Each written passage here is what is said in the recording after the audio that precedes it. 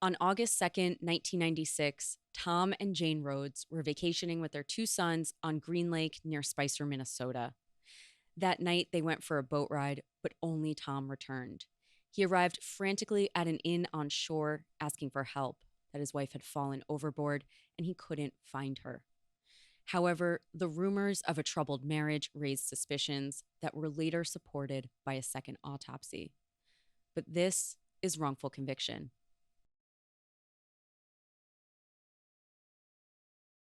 My name is Tom Rhodes.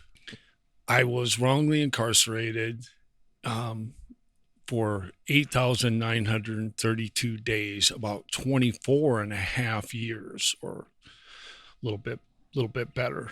That's wild. So, I want to know a bit about you. So, where are you from? Where did you grow up? What was your family like growing up? I was born at Fort Dodge, Iowa, and my parents farmed, and my mom worked for the bank in a little town of Duncombe, Iowa. And um, when I was in seventh grade, my dad farmed around 450 acres, and he bought out Hollister Farms in Fort Dodge and added about 3,000 acres to our Wow. 400. And so we kind of grew up in a work hard, play hard environment, and growing up on the farm between livestock and raising cattle and farming, but really wonderful life actually, as far as a lot of freedom. That's great. So, where did life take you? Did you graduate high school and then go to college? What happened in your life? Yeah, I graduated from Webster City High School in 1977, and I graduated from Westmar University um, with the sociology, psychology, and a business minor. And the I had originally thought about coaching or teaching, and the teaching market wasn't good. I ended up going into agri sales and being quite successful at that. What year was that? 1981. Okay. So you wanted to be a teacher and you wound up doing something totally different. Yeah, I wanted to be a wrestling coach and a teacher, My but dad was a wrestling coach and a teacher. really, Yes. yeah, that was my plan, and I ended up going into agri sales in the seed and fertilizer Wow. industry. And my last job was I managed an agribusiness company in Mankato, Minnesota. Had sister companies in Wisconsin and Wright City, Missouri, and was vice president of sales and marketing. Wow. So how did you meet Jane? I met Jane at college, my junior year, What year would that have been? um, Or like a 79, 79. 1979. Wow. Yeah, and she was a farm girl from Northwest Iowa, and we hit it off and got married and moved to Nebraska for my first job out of college. And there, my youngest son, Jason, or oldest son, Jason, Eric, excuse me, Eric was born in the hospital in Plainview, Nebraska What in year? 1982. What year did you? Oh, wow. That was fast. Okay. So you met in 79. Did you guys get married? Yeah, in October of 79. Wow. I So mean, excuse me, in October of 80. 80. Yeah. Still really fast. So you met Jane and you guys were like head over heels. Yeah, it was kind of a quick romance, and hit it off. We loved each other and each other's families. It was a good fit. What was it about her? Tell me about Jane. What was she like? Um, uh, she was fun and outgoing, and she had a kind of a down home country girl flavor to her, as well as being really kind. So I'm from New York City. So you're telling me about farming and country girls. I don't know much about that. So I need you to kind of describe this life for me. Like what kind of life are you guys coming from and you kind of connected on that? Yeah, well, really just both came from small town America and farm families, and um, we uh, we hit it off, and it it led to us having two fine young men as sons. And tell me your son's names and what years they were born. Eric was born in 1982, and Jason was born in 87. Okay. Oh wow, a big difference. Yep. Okay. Um, so what did Jane look like? Because you say farm girl, and I don't know. I'm like picturing like Dorothy, like really, like little braids and like little aprons.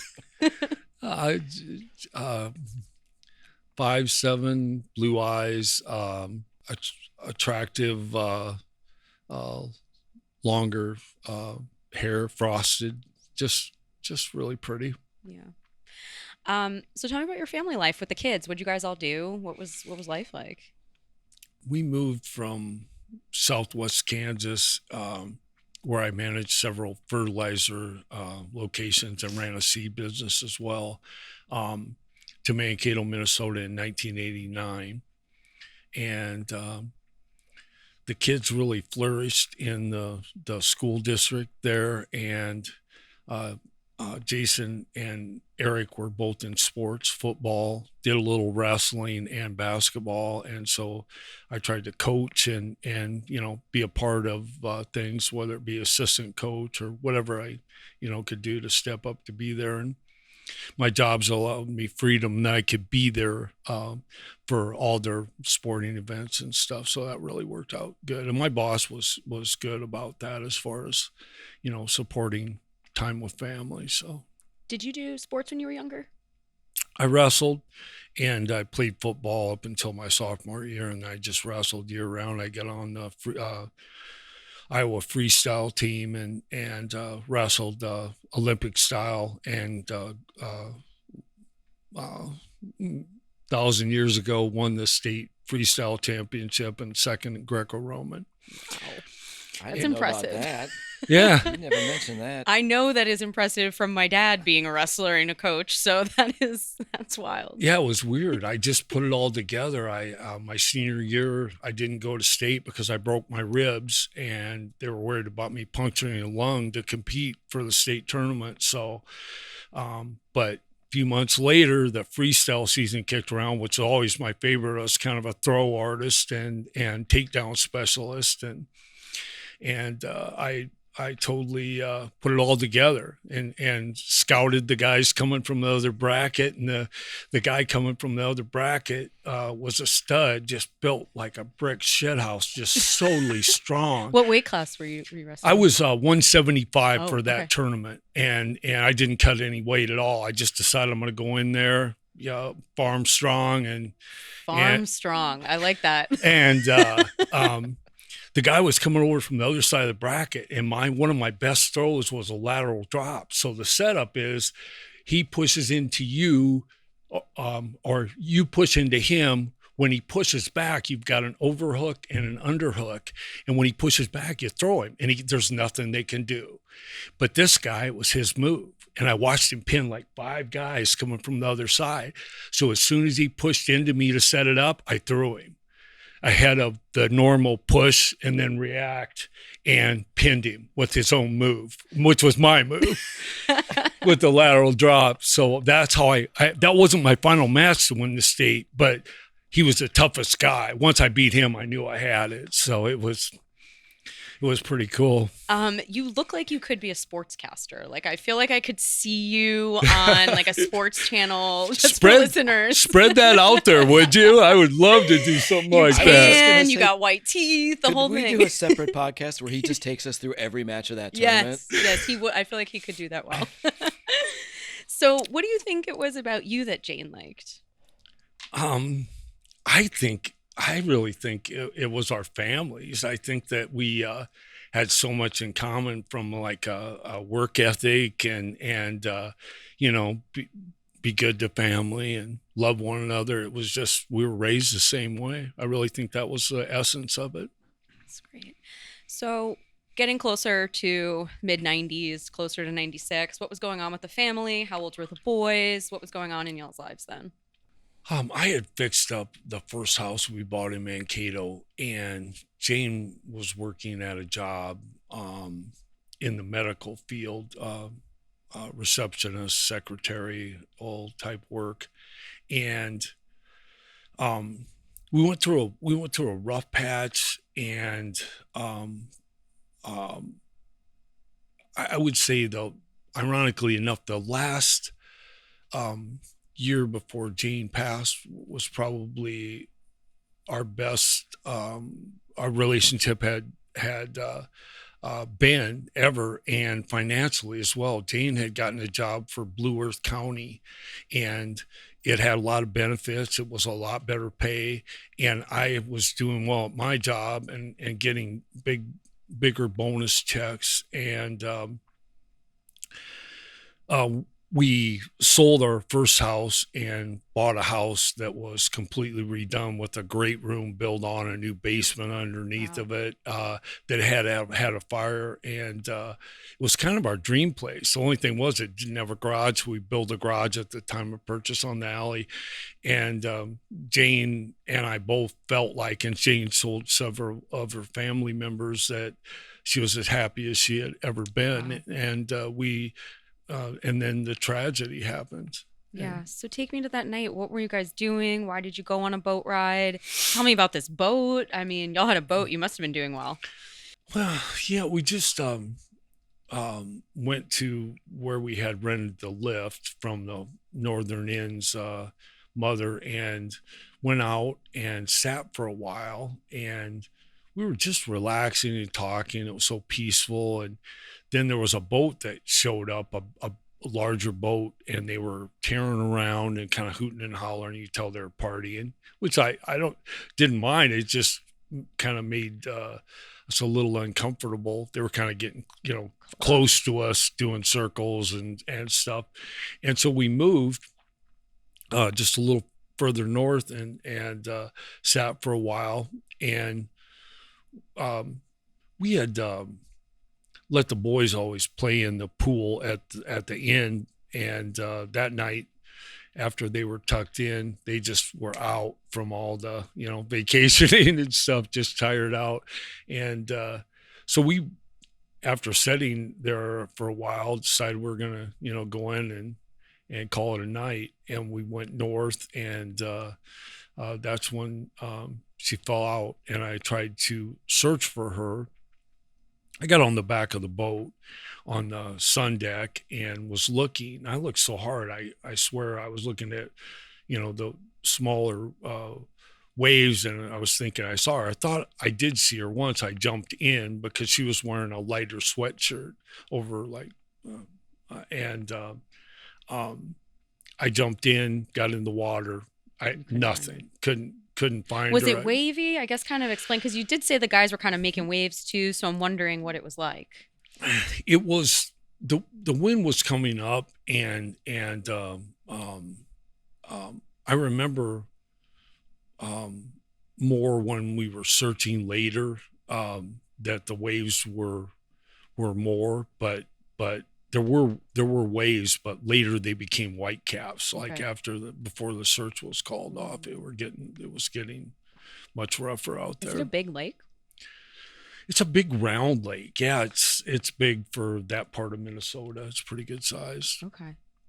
So how did you notice she fell off? Like, tell me that series of events. Okay, if you can imagine, the boat has got a rounded but pointed hull. Okay. And it's only 14 foot. So from the 3-person configuration of the seats, which Ken said, I'm sitting behind the driver's column, Jane's sitting beside me, but she's part on one seat, part on the other, and I'm doing kind of the same. It's a little bit more comfortable or whatever.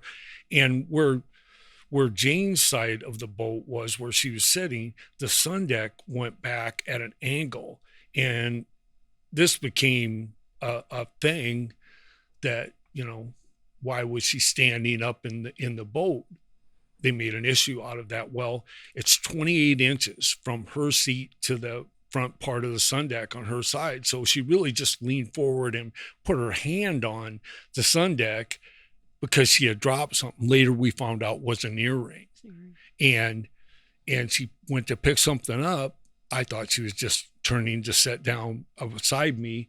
The moon was to the right. I glanced to the right to navigate, looked back, and saw her shoes going over. Wow.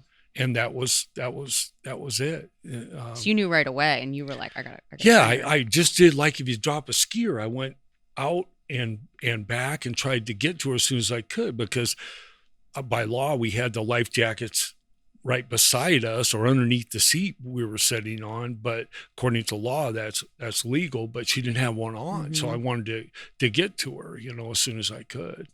Wow. So you jumped in. Tell me the series of events from there. Well, I got in when I thought I saw her and didn't find anything, and quickly learned that I had jumped off the back of the boat with the point facing south and pushed the boat away from me. And I was so exhausted from what had happened and searching in the water. I almost didn't make it back to the boat myself. And Well, I can didn't you tell people about that? Like I said, I didn't really grow up with boats. So is the boat kind of just floating, and so it's very likely? Yeah, it I could've didn't. just- I didn't throw out an anchor, which Yeah. I never really did unless we were parking and doing something together, as a family or something. So I was in emergency mode trying to save Jane, and so I jumped out. Did finally get a hold of the back of the boat. Could barely get in. I was so exhausted, and then I know I did circles. I don't know if I zigzagged too, but I tried to cover the area because I thought she had to be there. And if she was unconscious, I could maybe find her floater. I need CPR, so I thought I could save her.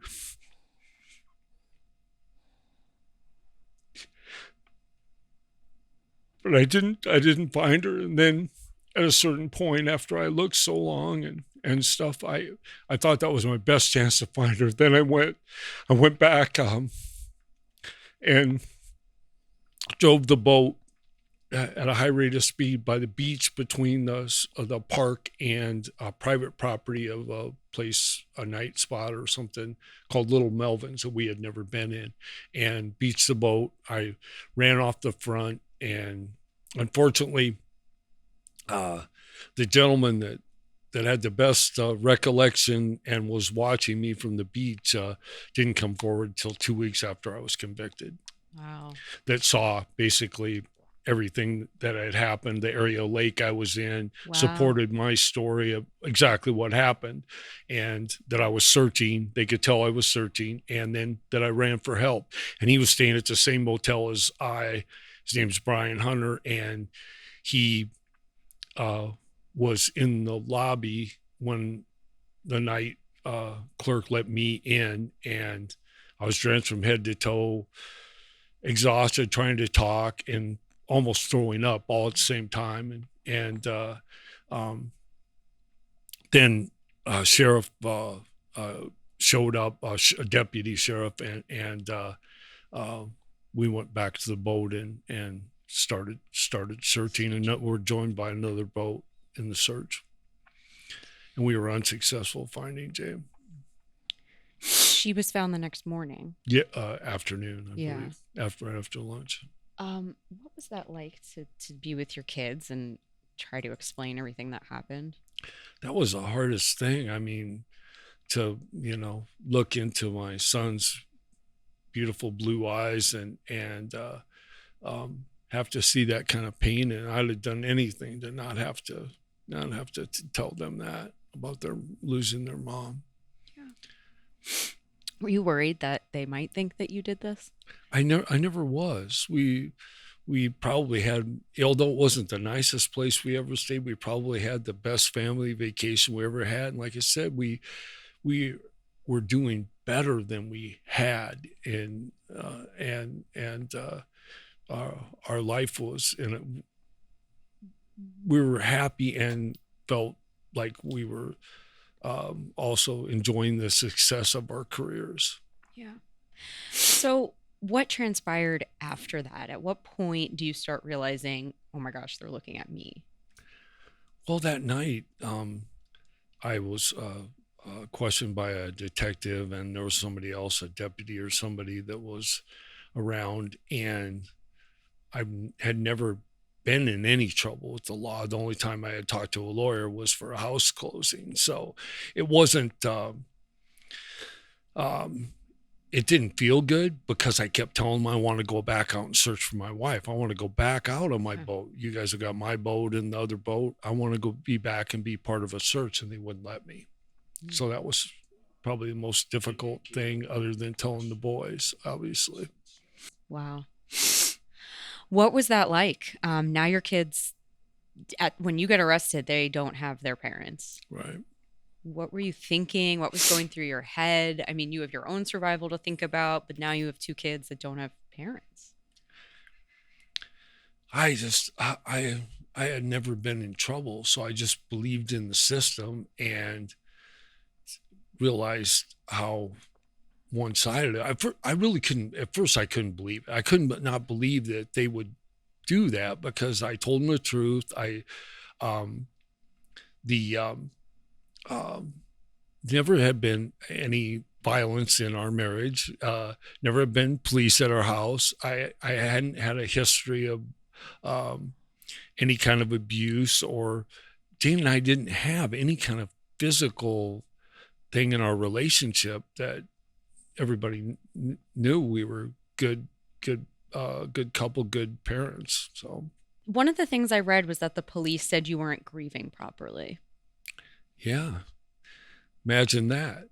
That's quite a bold statement. How do you tell if someone's had a loss how they should grieve? I think that's a personal thing, and I totally grieved with my family, with my sons, and took care of them, and did my best. And I kept a relationship with Jane's family and informed them as things were unfolding with the legal system as well. Tell me about the family, because you guys had a great relationship. Did they think you did this? I never ever thought so. And after I was locked up for a while, Jane's parents visited my parents, and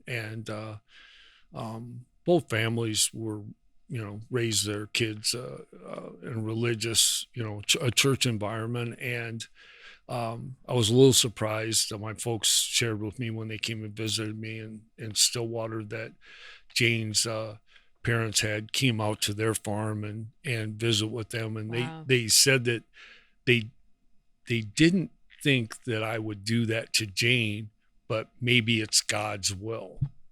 Something to that effect. Okay. And that kind of upset my parents, and it didn't feel good to me either.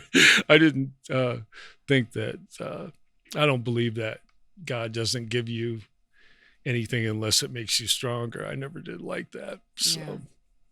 So Jim, can you introduce yourself? Yeah, my name is, excuse me, my name is Jim Mayer. I'm a managing attorney with the Great North Innocence Project.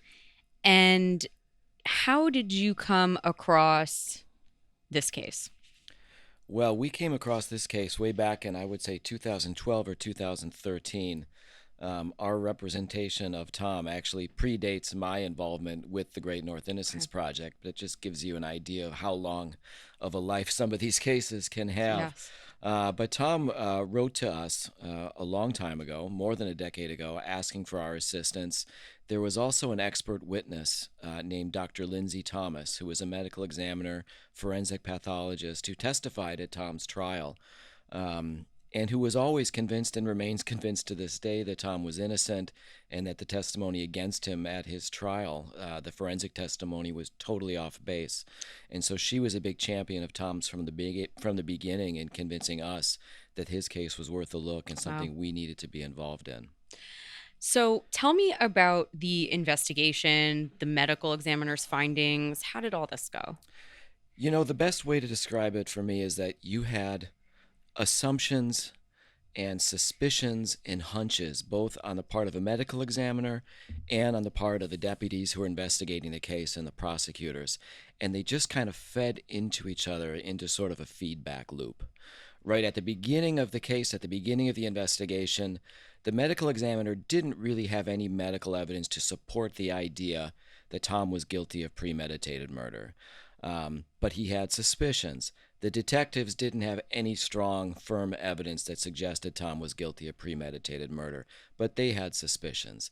And what you end up having is a medical examiner who, in his initial review, concludes that the medical findings don't support homicide. Looking into what the detectives are looking at and becoming, his own version of a detective and looking at, well, was there trouble in the marriage? Did the family have debts? Was there life insurance involved? All of these things that the medical examiner is now going to consider and use that to revisit his medical findings and then reverse himself and decide, yes, now the medical findings support homicide. Is that legal? It's ridiculous. It's totally unmoored from the way medical examiners should be doing their job. And this is not the first time this particular medical examiner has made that mistake, has worked backwards from non-medical findings and used that to influence his decision as to what the medical findings were. That doctor, can you pronounce the last name? It's Dr. Michael McGee. The Munneke is McGee? No, that's a different Oh, one. okay. Wait, there's McGee, and then how do you pronounce the Lyle Munike? Honestly, I don't know. I've Okay, never so heard his we don't name really need pronounced to worry before. about that. He's not that important in the story. Okay. He took the first look at the body and decided they needed to bring somebody else Okay. in, which is when they brought Michael McGee in to do this autopsy and to work with law enforcement going forward. So really, McGee is the guy in terms of the forensic pathology in the case. So tell me about trial. Who was the prosecutor, and how did the prosecution's case go down? The case was actually prosecuted by the Minnesota Attorney General's office, which is sort of significant. When we have basically most prosecutions are handled by local prosecutors in the different counties in Minnesota, just like in most states. But sometimes in outstate Minnesota, they don't have the expertise, the experience to deal with a significant murder case, and so they will ask the Minnesota Attorney General's office, some of their prosecution team, to get involved and head the prosecution. That's what happened in this case.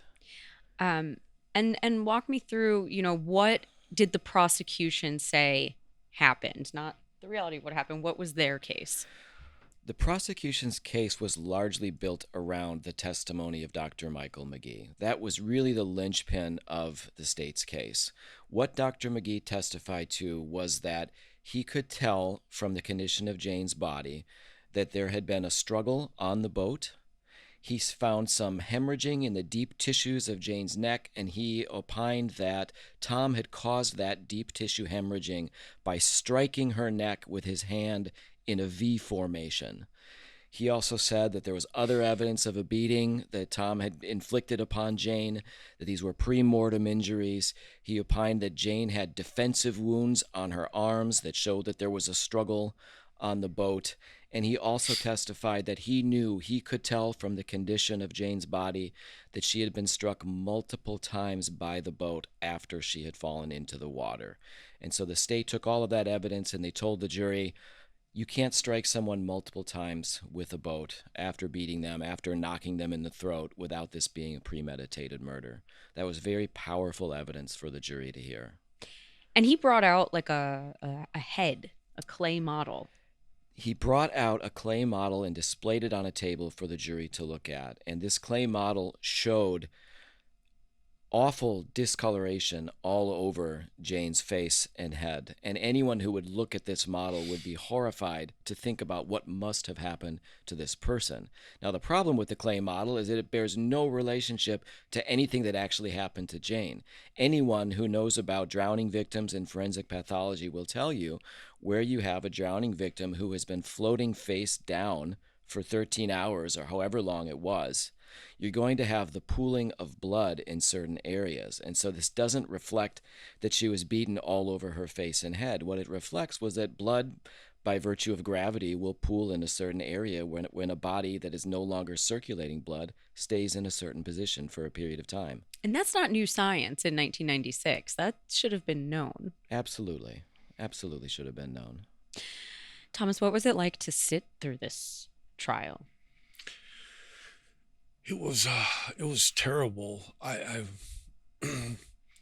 saw the jury's faces when they plopped the clay head up on the podium, and Dr. Michael McGee turned to them like he was sitting at the kitchen table with them and actually turned from his witness box and spoke to them about me doing the V of the hand. Nothing of the sort ever happened. And I knew it was a lie, but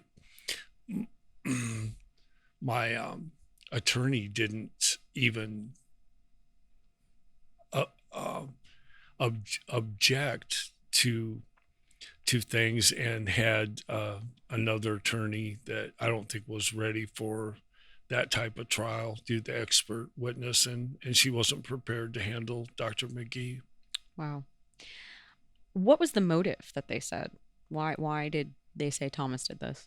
They pointed to a few things, and the funny thing to me about this is, find me a marriage that doesn't have these factors they're talking about. Find me a marriage that didn't have a rocky period where maybe somebody sought some marriage counseling. Find me a marriage where the family didn't have debt. Find me a marriage where the family didn't have life insurance. You know, these are all totally commonplace things, but they weaved all of that stuff together into a story of a man who was desperate and wanted to get out of his marriage but couldn't afford it, and wanted the life insurance money, and it was just preposterous. But the most damaging thing about all of that is that those are the things that Dr. McGee looked at when he decided that showed that this was a murder, and therefore he was going to change the medical evidence to fit that narrative. And meanwhile, on the other side of the equation, the detectives are taking Dr. McGee's new findings, saying that the medical evidence supports homicide, and they're saying that's what justifies all of their suspicions about the motive. So you have this insane circularity where everyone's basing their opinions on what the other people are saying, but none of it has any basis in fact. So how did the defense, what was their evidence? What did they put on? Do you remember, Tom? Yeah, there was Dr. Lindsay Thomas was a did expert testimony, and pretty much she laid out with, there was also Dr. Plunkett that testified at trial for me, and they pretty much went against McGee 100% and refuted everything that they had said. And then later during the appeal process, the Great North Innocence Project had about a dozen experts or more, I believe, maybe even, that were like the who's who of drowning cases in the United States, from the state of Washington to Dade County, Florida, all over. People that with the most excellent credentials said that McGee was wrong. They didn't agree with his medical assessment at all, and gave excellent findings, new, old, cutting edge, that disproved everything that he said. And it was never looked at at the court as enough, unfortunately. Wow. So at the moment of conviction, what was going through your head? I mean, right before that, did you think you were going to be convicted? I thought that there was enough that they could see through Dr. McGee and hopefully believe, Dr. Thomas and Dr. Plunkett. But I was wrong. And then you're convicted, and what is going through your head? Like, your kids now really don't have parents. Oh, my kids, my son's eyes and them came in after the conviction with my parents, and of course there was a deputy in there, and we couldn't have any privacy or what, but they both told me that they were going to be good. I had already talked to my sister Lisa in the event that had happened, that she would take care of the boys. I thought my parents at that age, they might not have the longevity for what was needed for raising the boys, although they're great and they would have done fine. I thought it might have been too hard on them. So my sister took the boys, and I immediately, unlike the greedy person they portrayed, did not spend any money from my house, from any of my assets. I put it in a trust for my son's education, make sure that they got an education and were taken care of. Were they with your sister this whole time, like when you were in jail as well? Yeah, until they both moved out and got jobs and married. Became adults. Yeah. Yep. What were those first years in prison like? I mean, how did you survive that? How did you tell your boys to survive that? It was extremely tough. You just, if someone's coming in on you or something, you just put your TV under the desk and try to avoid the treacherous obstacles like the metal support beams for your bunk to the sink and other sharp objects at the corner of the desk, and you just do what you have to do to defend yourself. If you don't stand up, and I never would give in to any kind of extortion or anything because it would never end. So I just fought. And Wow. didn't win always. I got jumped once leaving the chow hall and got hit in the back of the head in the temple, and seemed at looking back on it like I was a cartoon. And as I caught myself on one knee, the cartoon stars are going in my head, and I turned into punch number two. And my glasses were hit into this eyebrow, and I had to have several stitches, but I immediately thought I was blind because the blood went in my eye, and the squad was on us pretty quick. And I found out it was a gangbanger got fired from the art program and wanted to send a hit on me, and thought I was a clerk, so they couldn't get to the teacher or somebody else, so they'd get to me to send a message. And there was a white guy that was quite a fighter, much tougher than me, I must admit, that came to my cell after I got out of seg, because they let me out because they saw I didn't do anything except for get my ass whooped. Wow. Unfortunately, on camera, and by a big guy, probably 260, 270, Wow. 6'5", and so at Chow they were going to jump me again, and he went and told them that unless he wanted to mess with him and his guys, he'd leave me alone. And he said, "We're going to Chow." And I go, "We're what?" "We're going to Chow. We're going to walk into the fire." And there was a huge showing of power on their part, and they didn't jump me. And the next day I had to meet them on the yard, and they came strong, and a couple of the white guys that had told me they had my back, I didn't see them at all. They were like no place to be found in the stands. And eventually they asked me a couple questions, got really in my face, bunch of big dudes, at least 30 of them. And they circled me, and they said, when I answered their question, honestly and pretty much bluntly, and they said, "It doesn't matter what you say, it's what we say, and we say it's over now." And they walked away. And that was probably the worst experience I had, but because I had fought and stood up for myself, I got transferred in 2010 to maximum security Oak Park Heights, and there you can get into a lot of issues. Just someone's having a bad day, and the way I carried myself through some of the early incidences and having to fight carried over, and I gained respect from people, and I didn't really have to fight again after Oak Park Heights too much. Did you tell your boys about any of this?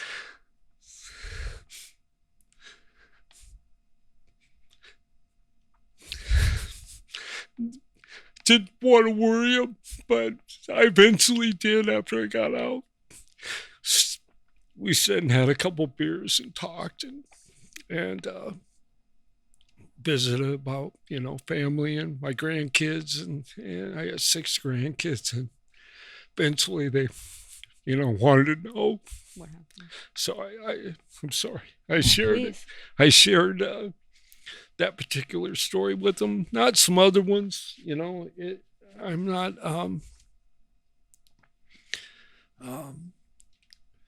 I never wanted my parents or my kids to worry about me. I just, if something happened, only one time, that time I told you about that I got jumped leaving the chow hall.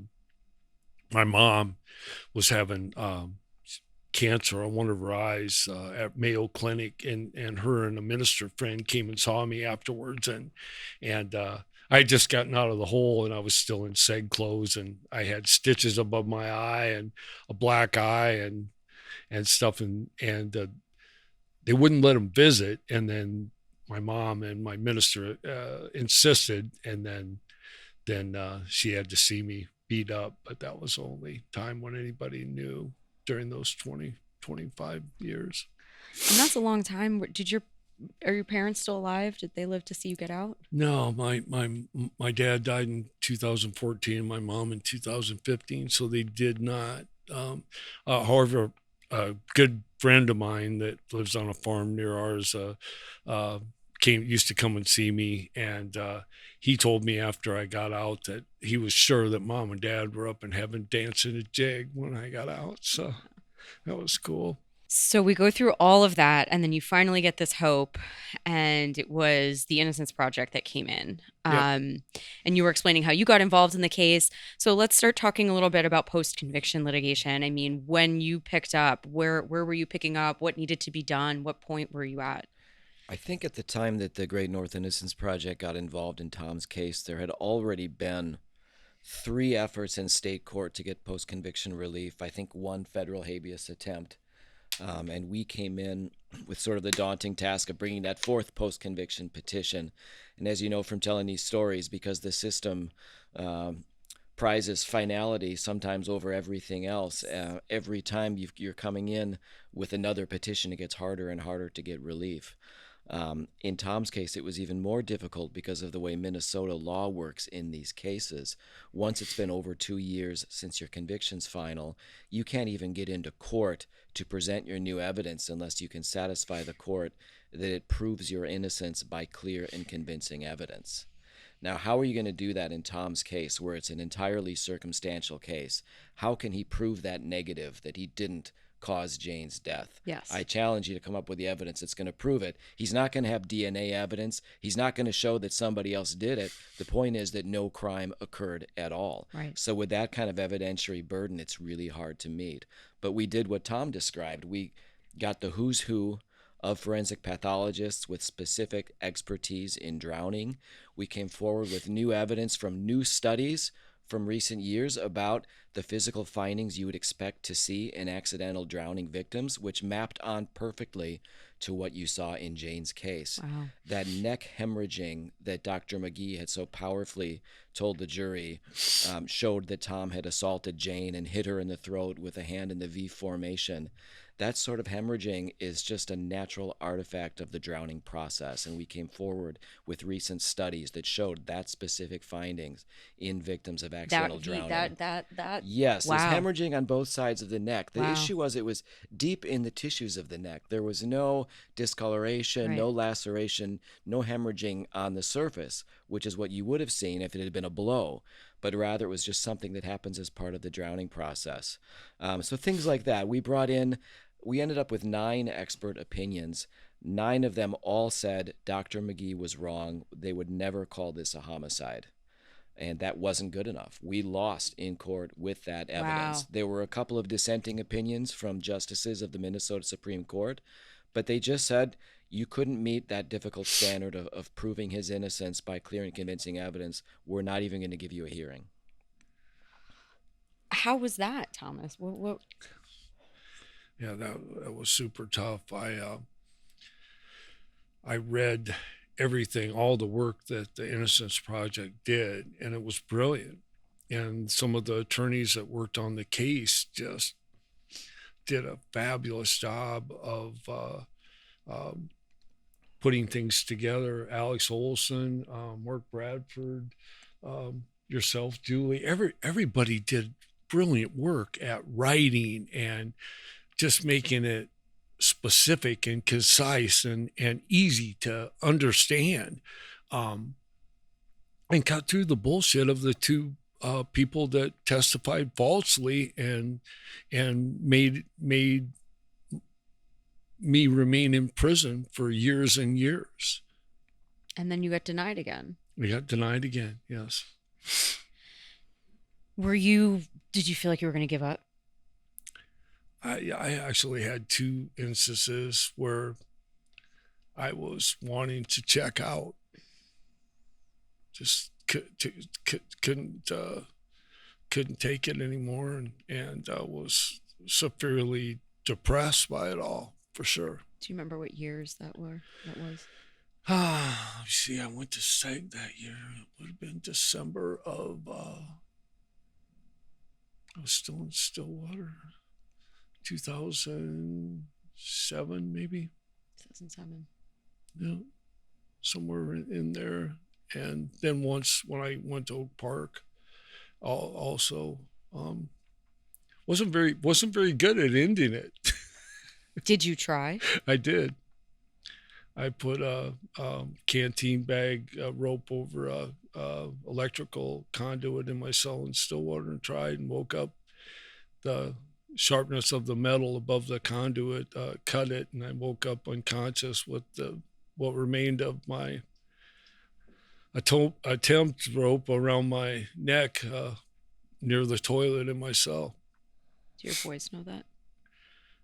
I don't think so. They're gonna know now. Yeah. Yep.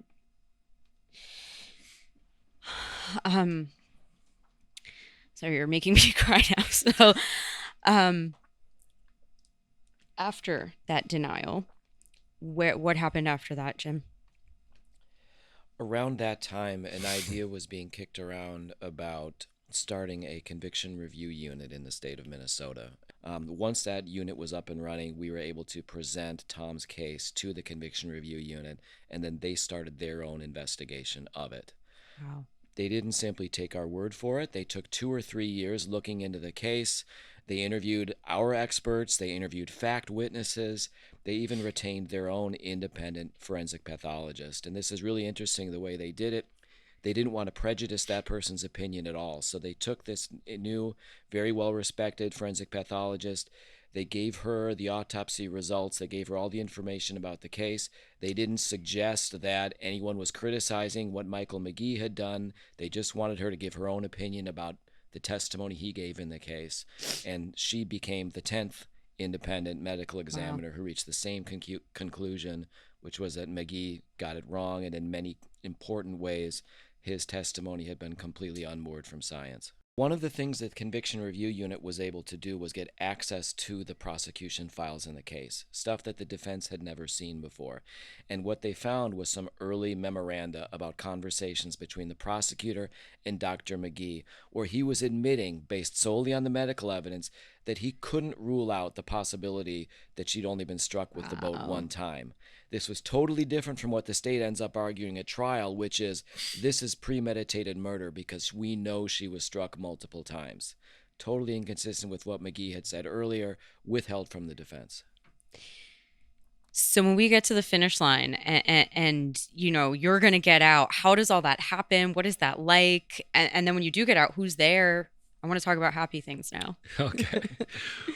My sons, my sister, my brother Ronnie from Denver is in the fitness industry, flew in. Jay and Michelle Folk are Jane and my best friends from Mankato. Wow. Our neighbors were there. It was great. And then all the Innocence people, all the people that helped free me were there, and Jim and everybody. And it was awesome. It was surreal. I couldn't believe it. I was very emotional. All of us were. I bet. I mean, you just got out a little over a year ago. What has life been like? It's been great. It's been hard. The first year was really hard. I had a lot of medical things because of the lack of dental care and medical care. I was going to say, you have wonderful teeth. I was like, I've never seen someone get out of prison with such nice teeth. Now he does. Yeah. Okay. I had one viable tooth in my head when I left prison, and the rest of them needed a lot of work. And so I had no choice but I had a lot of work done. Wow. Well, now you have your sportscaster look. So. I'm hoping to land something after talking to you. But my son Jason and his wife Katie took me into their home and let me stay. And then I went and visited my brother Ronnie in Denver. And I was kind of a little bit of a bag of on for a while. I was kind of moving around and didn't really have a place of my own. Of course, my record was showing up whenever I applied for anything, jobs or housing and stuff. Even though you had been exonerated. Yeah, because it still shows I was convicted of murder. So they always it always shows up. So, but Jim and the people at the Innocence Project have been there for me in ways I could have never imagined. Like I had about 250 paintings I painted in the art program and when I was clerking there and sent out to family, and it was all in storage. And they helped me put a business together called Thomas D Galleries. And I'm selling prints and originals and really helping supplement the retirement that I had, without 25 years of any kind of real income. And that's been a blessing. And Jim, and I tell you what, Jim's right. The Great North Innocence Project is not a huge organization, but there's people there that are so kind and so helpful in whatever, a lot of us exonerees that have been helped by them needed. And it's been so wonderful. Jim wrote me a letter that helped me get get through a couple of doors I would have never, ever got to cross the threshold of.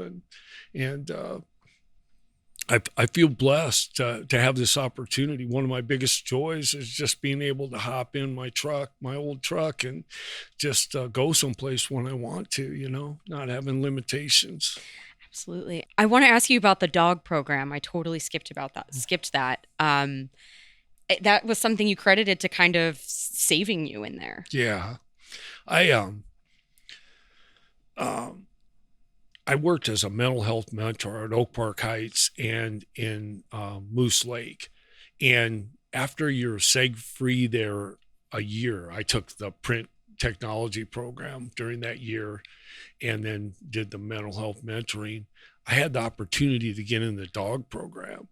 And once you get a single, you're eligible for being in the dog program, and you do all the training and stuff you need to do. And it was such a wonderful program. We had a variety of dogs. I mainly worked with large male pit bulls and some small pit bulls. Yeah, mine too. I used to rescue pit bulls.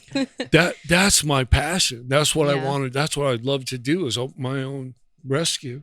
Amazing. I was going to ask you that. So that's something you want to do now. I really do. I really do. Would love to do that. And the 70, 80 pound big pit bulls were just so wonderful for my soul while I was helping them become adopted. I was enjoying the pleasure of training them. And they got good homes, and I got to have a dog in myself. So you can't beat that. That's good medicine. Yeah, absolutely. Oh my gosh, I totally forgot what I was just going to ask you. Alford plea. You took an Alford plea. Yep. Can you explain that? Can you explain how the Alford plea came in? Yeah, so an Alford plea is a plea where someone can enter while they're maintaining their innocence, complete innocence to the crime that's being charged. They will admit that the state has some evidence with which they could try to convince a jury that could maybe convict them of the crime. In Tom's case, as it turned out, the price of his getting exonerated on the murder charge for which he was convicted was to plead guilty to a lesser offense of involuntary manslaughter, basically on the evidence that he was operating his boat in an unsafe manner. That was the price he had to pay in order to go home. Now, he could have stayed in prison and continued to fight and just wait and see what happens. But he did what anyone in his situation would do, and he took the deal that was offered to him. And that's why it still comes up on the record? That will still come up on a record because it's a felony conviction. Right. For now. So you're working on that. We'll see what happens. Sneaky.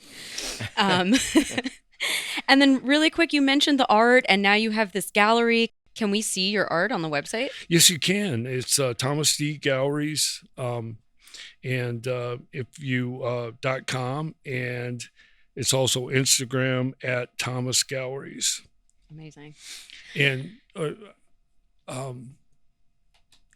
I'm been taking pictures of some animals and looking forward to maybe doing some commissions of people's pets and stuff. Amazing. As well.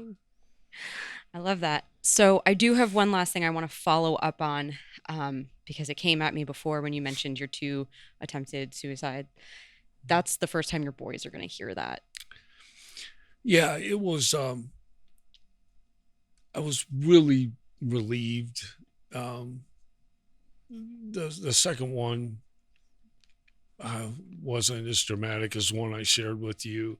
I'm not proud of that fact, and I don't want them to think that I, was taking the coward's way out, especially how this turned out, that I could have time with them and stuff. I was just in a dark place and was missing them and my family so much. So it was hard to go through, and I'm not proud of that at all. I quite the opposite, but I am deeply grateful to the Great North Innocence Project, and they gave me hope after that happened, and they fought hard, tenaciously for my freedom, and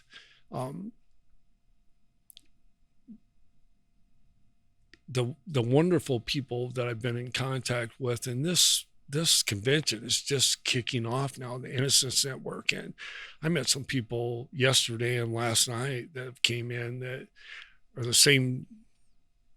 in the same boat as myself, were wrongly convicted, and some of these people are just amazing. I've learned about some resources. I struggle with PTSD, and I really, really feel like I can get some help from people that really understand what I've been through.